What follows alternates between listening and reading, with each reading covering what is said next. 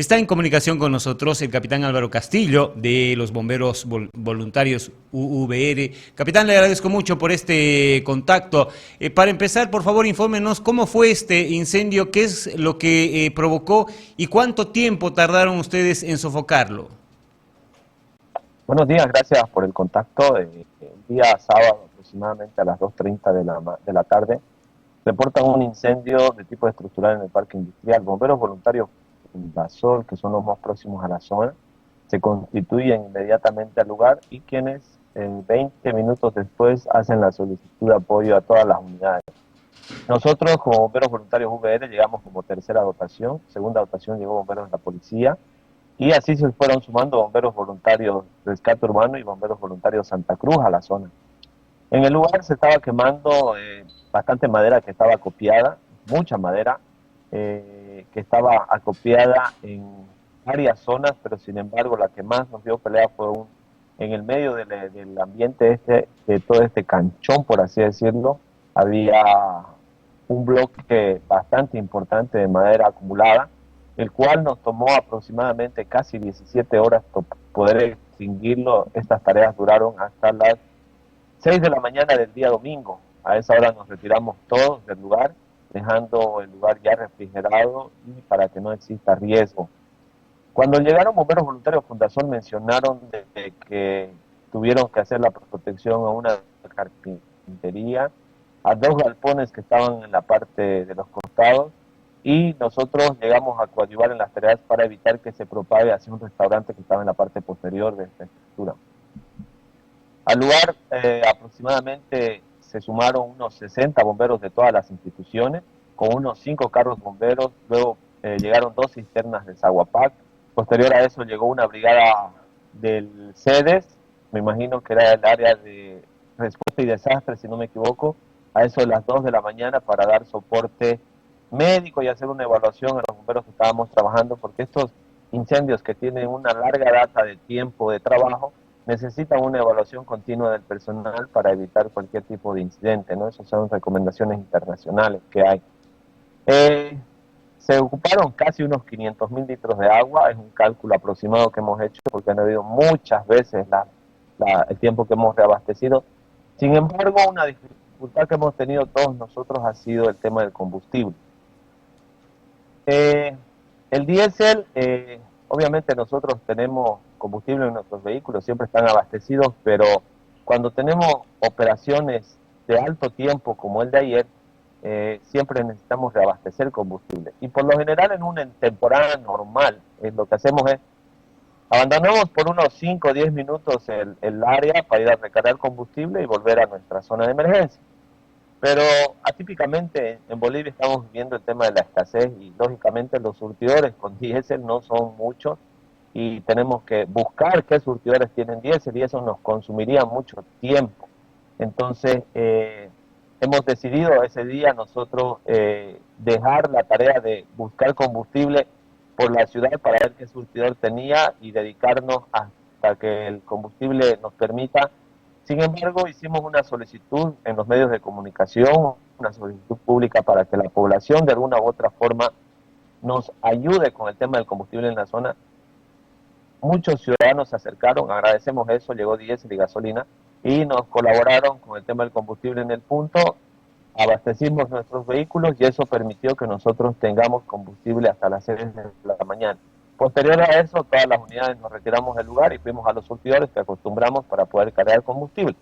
Sin embargo, ahí también tuvimos un pequeño gran problema, porque la Autoridad Nacional de Hidrocarburos, la ANH, hace un par de años atrás, y este año actualizaron una normativa, una resolución que dice que los grupos o los equipos de emergencia, los vehículos de emergencia, tienen preferencia ante las largas colas que existen con el tema de carguío. Pero me parece que algunas personas que no leen este documento, pese a que nosotros lo llevamos impreso y plastificado en todas nuestras unidades para que lo lean, hacen caso omiso, se portan bastante complicados en ese momento, no quieren hacer caso a la resolución, dicen que sus jefes no les dijeron nada, pero sin embargo la resolución está escrita, o sea, yo no sé qué más quieren, que venga la autoridad de la ANH con su chaleco y les diga, caso a la resolución.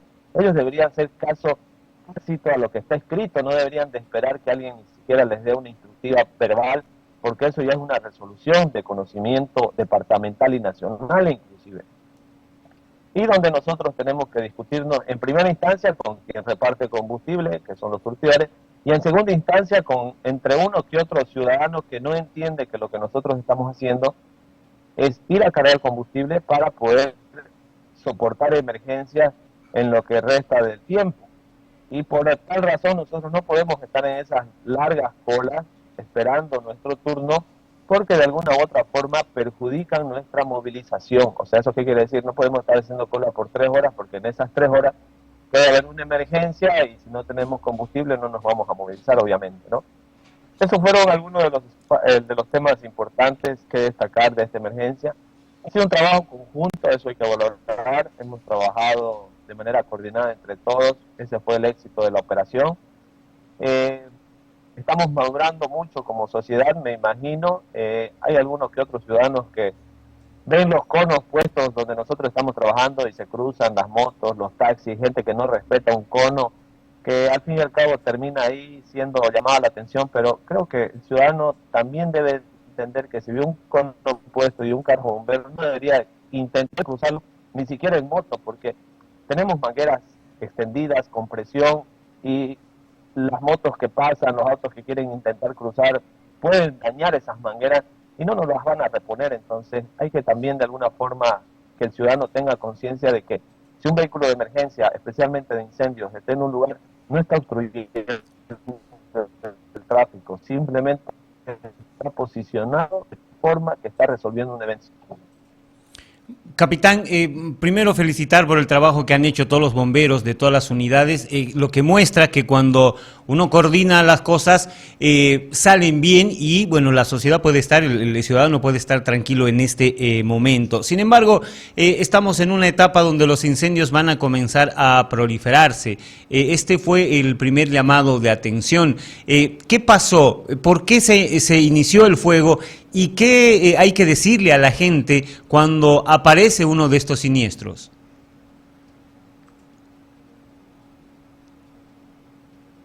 Hay varias versiones. Una de las versiones que manejan los vecinos fue que vieron a alguien pasando y le prendió fuego. Después, según algunos de la zona, también dicen que no es la primera vez que queman en el sector. Hay personas de situación de calle que queman llantas, basura, para recuperar algo de material, de metal, que queda después de una quema, porque se queman los plásticos, el caucho, etcétera. Bomberos de la policía tienen la tarea de poder hacer investigación por normativa legal. Ellos son los responsables, quienes van a determinar cuál ha sido la causa del incendio, y en función a eso podríamos tener ya una lección aprendida. Sin embargo, la experiencia nos enseña de que muchos de los incendios ocurren por varios factores. Uno de esos es el descuido. Si es una zona industrial, un tema de falta de prevención en sus sistemas de protección contra incendios, o en su defecto alguna falla en su mantenimiento de sus sistemas eléctricos. Si es domiciliario, pasa por el fallo en el mantenimiento eléctrico, junto con el mal uso y manipulación de algunos combustibles como es el gas. En muchos casos, algunos incendios se han dado producto de la quema de alguna especie de basura o pastizal que ha degradado o ha generado que un galpón o alguna fábrica se coloque en riesgo, y ha sucedido años anteriores, no sería la primera vez. Entonces, la recomendación es que se hagan los mantenimientos que corresponden, tanto la parte eléctrica como la parte de combustible, si es que usan o gas de garrafa. Y lo otro es las quemas, ¿no? Porque, la población entiende que estos son los meses que supuestamente son los que nosotros atendemos incendios todo el año. Y todo el año es en función a este tema, la gente que quema basura, problemas en los sistemas eléctricos, etcétera. Y ahora que vienen vientos fuertes, hay una sequía, porque es típico de este clima, de esta época del año, la gente continúa ejecutando sus quemas sin importarle el día, el horario, la intensidad del viento, y está colocando en riesgo. Eso fue hace un par de semanas atrás, por ejemplo, alguien que quemó en la zona del Urubó y que terminó afectando a muchos predios que tienen algún fin económico, y los estaba colocando en riesgo junto con urbanizaciones. Entonces, quemar no es bueno, el uso del fuego no es una herramienta para cualquiera. Creemos nosotros que los focos de calor de los que habla tanto el gobierno nacional como la gobernación son quemas pero esas quemas no deberían de existir porque existía una pausa ambiental emitida por el Tribunal Agroambiental. Sin embargo, todo el mundo empezó a mencionar de que los permisos para quemas tenían hasta el 30 de julio, si no me equivoco, pero si vemos a los mapas, el foco de calor de FIRMS o los mapas de calor de FIRMS de la NASA, que es gratuito, vamos a ver muchos puntos rojos que son focos de calor activos. Entonces, si se supone que era hasta el 31, ¿por qué la gente sigue quemando? Y si siguen quemando, ¿por qué no los están sancionando? Ya deberían de haberlos sancionado. Ahora, capitán, el tema del diésel es un tema que preocupa en todos los ámbitos. ¿A ustedes les preocupa? ¿Les pasó este fin de semana? ¿Están en este momento con diésel? Y además, ¿qué otras necesidades tienen en este momento los bomberos? Tomando en cuenta que hemos escuchado campañas políticas en este último tiempo que ofrecen el mar y el cielo para evitar que los incendios vuelvan a afectarnos. Pero ¿cuál es la realidad en este momento de los bomberos? Actualmente sí tenemos diésel, pero obviamente es para atender las emergencias dentro del departamento de Santa Cruz. Si nos vamos a tener que movilizar a algún otro municipio o provincia, vamos a tener que buscar la forma de cargar en galones o en algún tipo de turril para poder llevarnos al punto y así evitar cualquier desabastecimiento durante nuestras operaciones en la zona que estemos asignados. Con equipamiento siempre tenemos necesidades, nos falta mucho equipamiento, nos falta mucha tecnología. Nos gustaría con materiales Starlink, por ejemplo, para poder tener comunicación donde no existe el tráfico de datos, no existe la señal. Nos gustaría que muchos de los grupos de bomberos cuenten con al menos un dron térmico cada uno para poder apoyar en las tareas de extinción, cámaras térmicas manuales que son muy importantes en el momento de atender un incendio para identificar puntos calientes y ayuda mucho en el tema de liquidación si hablamos de incendios forestales. Y sobre las campañas políticas, bueno, lamentablemente pues ninguno de los políticos se ha sentado con nosotros, los bomberos voluntarios, a decir qué necesitan. Ellos simplemente están hablando de memoria de lo que escuchan en los medios, de lo que googlean un poco, me imagino que se meten en internet y empiezan a leer algo, pero con nosotros no se han sentado a ver qué necesidades existen. La necesidad más importante que les va a salir gratis a todos ellos es hablar sobre prevención. Si los políticos enfocaran su campaña de prevención de incendios y no así de acción, porque me imagino que en su cabeza está que quieren traernos carros, equipamiento, eso les va a salir caro. La herramienta más barata para evitar un incendio es la parte preventiva.